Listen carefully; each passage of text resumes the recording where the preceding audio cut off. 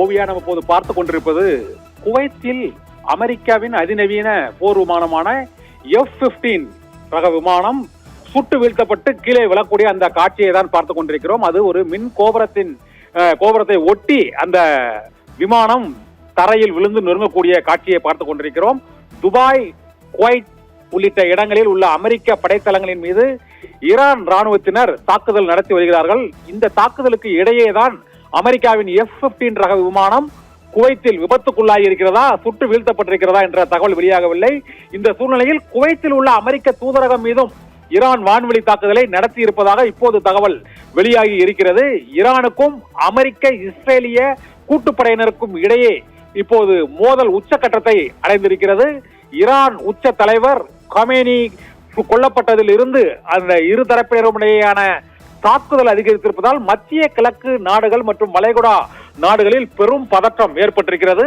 வளைகுடா நாடுகளான ஐக்கிய அரபு அமீரகத்தில் உள்ள துபாய், குவைத் மற்றும் கத்தார், பஹ்ரைன் ஆகிய இடங்களில் அமெரிக்காவின் படைத்தளங்கள் அங்கு இருக்கின்றன. அந்த இடங்களில் இருந்துதான் விமானங்கள் ஏவப்பட்டு ஈரான் தலைநகர் தெஹ்ரானில் அந்த 48 ஈரானிய உயர் ராணுவ அதிகாரிகள் மற்றும் கமேனி தங்கியிருந்த அந்த அவசர ஆலோசனை கூட்டத்தில் ஒரே தாக்குதலில் அங்கு ஈரான் நாட்டின் உச்சபட்ச அதிபர் உள்பட 49 ராணுவ அதிகாரிகள் உயிரிழந்த சம்பவம் உலகம் முழுவதும் பேரதிர்ச்சியை ஏற்படுத்தி இருக்கிறது. தொடர்ச்சியாக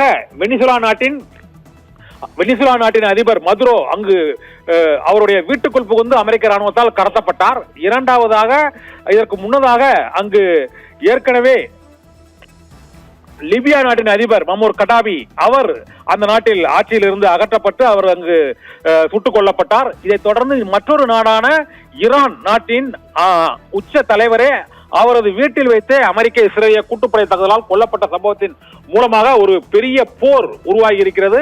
அமெரிக்கா, இஸ்ரேல் மற்றும் ஈரான் இடையேயான இந்த போரில் அனைத்து முக்கிய நகரங்களும் குறிவைத்து தாக்கப்பட்டிருக்கின்றன. இன்று காலையில் இருந்தே ஜெருசலேம், டெஹ்ரான், டெல் அவீவ் மற்றும் இன்று குவைத் ஆகிய பகுதிகளில் இருதரப்பினரும் மாறி மாறி தாக்குதல் நடத்தி வருவதால் இப்போது குவைத் மற்றும் துபாய், பஹ்ரைன் உள்ளிட்ட நாடுகளில் உள்ள இந்தியர்கள் மற்றும் பல்வேறு நாட்டினரும் அந்த நாடுகளை விட்டு வெளியே செல்ல முடியாத சூழ்நிலை ஏற்பட்டிருக்கிறது. அமெரிக்க படைத்தளங்கள் மீது நடத்தப்படும் தாக்குதல் அருகில் உள்ள நகரங்கள் மீதும் அந்த தாக்குதல் தீவிரமடைந்திருக்கிறது என்பதை தான் இப்போது நாம் பார்த்துக் கொண்டிருக்கக்கூடிய அந்த அமெரிக்காவின் அதிநவீன போர் விமானமான F-15 அங்கு விழுந்து நொறுங்கக்கூடிய அந்த காட்சியை பார்த்துக் கொண்டிருக்கிறோம். இதே போல குவைத்தில் உள்ள அமெரிக்க தூதரகமும் தாக்கப்பட்டிருப்பதாக தகவல்கள் வெளியாகி இருக்கின்றன. வளைகுடா நாடுகளில் உள்ள அமெரிக்க படைத்தளங்கள், தூதரகங்கள், அமெரிக்க ராணுவ அதிகாரிகள் குடியிருக்கக்கூடிய பகுதிகளில் ஈரான் நாட்டின் ட்ரோன் மற்றும் ஏவுகணை தாக்குதல்கள் இப்போது தீவிரமடைந்திருக்கின்றன. இதனால் இஸ்ரேல் மற்றும் அமெரிக்கா, ஈரான் இடையேயான போர் பதற்றத்தால் மத்திய கிழக்கு மற்றும் வளைகுடா நாடுகளில் எந்த நேரத்தில் எங்கு குண்டு விடும் என்ற ஒரு பெரிய பதற்றமான போர் சூழல் ஏற்பட்டிருக்கிறது. இப்போது சற்று முன்பு குவைத்தில் உள்ள 2 இடங்களில் தாக்குதல், அதில் ஒரு அமெரிக்காவின் F-15 ரக போர் விமானம் சுட்டு வீழ்த்தப்பட்டிருப்பதாக ஈரான் தரப்பும் விபத்துக்குள்ளாகி இருக்கிறது என்று ஒரு தரப்பும் தகவல்கள் தெரிவிக்கின்றன. ஓவியா, لا والله حربية، طيارة حربية، طيارة حربية. شوف شوف شوف شوف شوف شوف شوف شوف شوف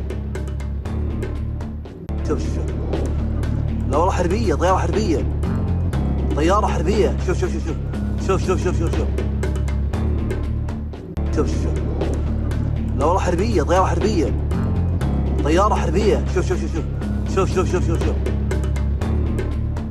شوف شوف